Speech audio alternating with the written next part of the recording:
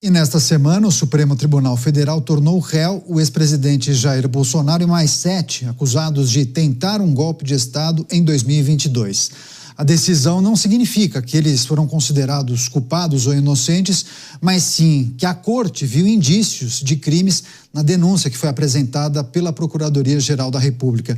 Então, para a gente entender melhor o que acontece a partir de agora, nós recebemos o advogado, criminalista e também doutor em Direito, Rafael Júnior Soares, a quem eu agradeço demais pela participação. Doutor, seja muito bem-vindo à programação da Jovem Pan. Boa noite, Daniel. Boa noite, telespectador. Pois é, a STF então aceitou a denúncia oferecida pela PGR e os holofotes naturalmente se voltam para essa ação penal. Agora, foi muito curioso, né? Porque nesse julgamento a gente pôde acompanhar alguns posicionamentos que davam a entender que eles já estavam analisando o mérito, né? Parece que eles anteciparam alguns debates e reflexões, mas vamos nos ater ao devido processo legal. O que a gente deve considerar em relação aos próximos passos nesse processo criminal, doutor?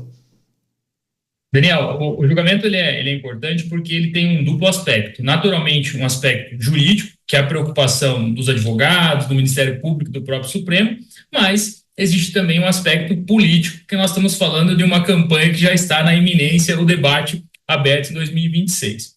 O que acontece nesse tipo de julgamento no Supremo é que esse momento do recebimento da denúncia, que meramente é uma análise a respeito da viabilidade de um processo criminal, ele é um momento em que eu tenho um aprofundamento do exame. Diferentemente na primeira instância, que é uma decisão quase que protocolar, nesse caso, os ministros do Supremo têm realmente uma discussão, um debate um pouco mais aprofundado. E por isso, ao acompanhar a votação na terça-feira e na quarta-feira, percebia-se ali até alguns indicativos. O ministro que mais chamou a atenção nesse momento foi o ministro Fux, em que em determinado momento fez algumas considerações a respeito de penas, a respeito da própria colaboração premiada de um dos acusados. Mas é importante entender que esse recebimento da denúncia ele já era esperado. Por quê? Nós temos uma tendência de julgamento. Quem acompanha os inúmeros julgamentos que o Supremo já fez, e nós estamos falando quase de 800 processos resolvidos, já esperava o recebimento da denúncia feito por esses ministros. Por quê? A partir de agora, tanto a acusação quanto a defesa terão a possibilidade de apresentar suas provas. Nós teremos testemunhas de acusação, testemunhas de defesa e, ao final, o interrogatório dos acusados, e daí sim, ao final, o julgamento do mérito. Mas, acompanhando as entrelinhas, já se percebeu uma oscilação de ministros que não se tinha anteriormente. A própria ideia da colaboração, a própria ideia da pena, já dá um indicativo de que, ao final, independentemente de uma condenação ou absolvição desses acusados, nós podemos ter algumas novidades em relação à interpretação que o Supremo vinha dando para os demais casos. E é importante também, Daniel, acrescentar que esse é o primeiro núcleo, que é o núcleo crucial. Mas nós teremos nesse primeiro semestre mais 4 núcleos que serão objeto de julgamento, porque o Procurador-Geral da República ele optou por dividir a acusação.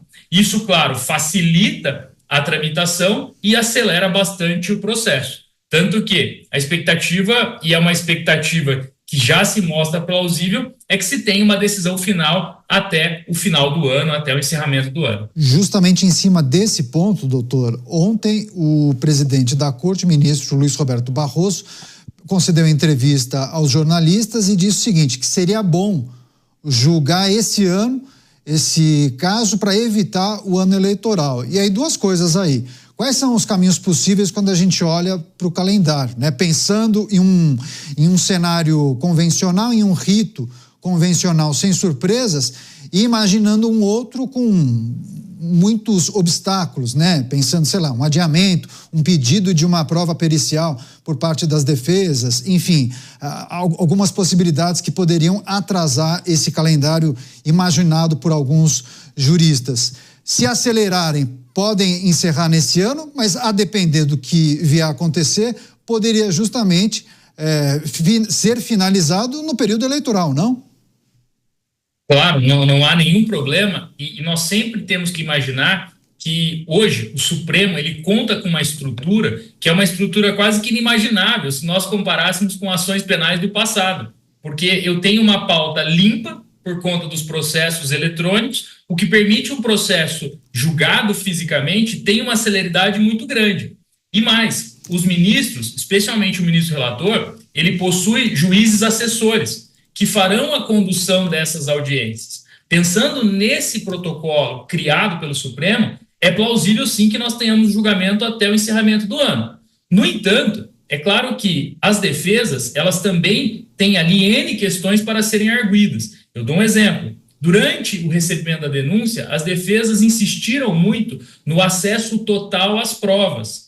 E esse foi um ponto que é um ponto bem duvidoso da forma como o julgamento ocorreu, porque aparentemente nem todas as provas que estão no processo foram disponibilizadas às defesas. O que foi disponibilizado aparentemente são as provas usadas pelo Ministério Público Federal. Mas a defesa, e esse é um posicionamento consolidado, ela tem que ter acesso a todo o material. O ministro Alexandre de Moraes ele faz um destaque dizendo: agora as defesas poderão ter acesso. E se isso acontecer, a quantidade de material pode sim fazer com que esse processo se atrase. A previsão do ministro Barroso é uma previsão otimista, mas nós que acompanhamos processos criminais sabemos que não é tão simples assim garantir um processo que tramite de maneira tão correta. E mais, o nosso país ele pode ter um outro incidente jurídico, um outro incidente político nesse percurso, com que faça que uma outra prioridade se acumule durante esse julgamento. É uma expectativa plausível, mas vamos aguardar os próximos passos. Pois é, também escutei muitas críticas de pessoas que viram nessa manifestação do ministro Barroso alguém que estaria preocupado com o processo eleitoral, que não caberia a ele, ou pelo menos à corte, ter a preocupação com o processo eleitoral, porque fica parecendo que você está preocupado e querendo proteger um lado ou outro, enfim. Reflexões que a gente escuta por aí, né, doutor? Peço licença, inclusive, vou chamar a Maria de Carli, nossa comentarista analista, ela vai formular a próxima pergunta ao senhor. Oi, doutor, tudo bem? Prazer estar aqui com você hoje.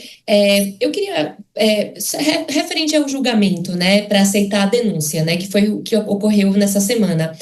Muito se falou sobre essa questão de dividir a corte em turmas, como você também mencionou, né, foi a primeira turma, vão vir mais 4. Aí eu queria saber de você, assim, como é que o senhor enxerga essa questão, a diferença entre as turmas e o julgamento a ser no plenário? Você me informa que pela divisão traria mais celeridade, mas essa questão de ser por turmas também traz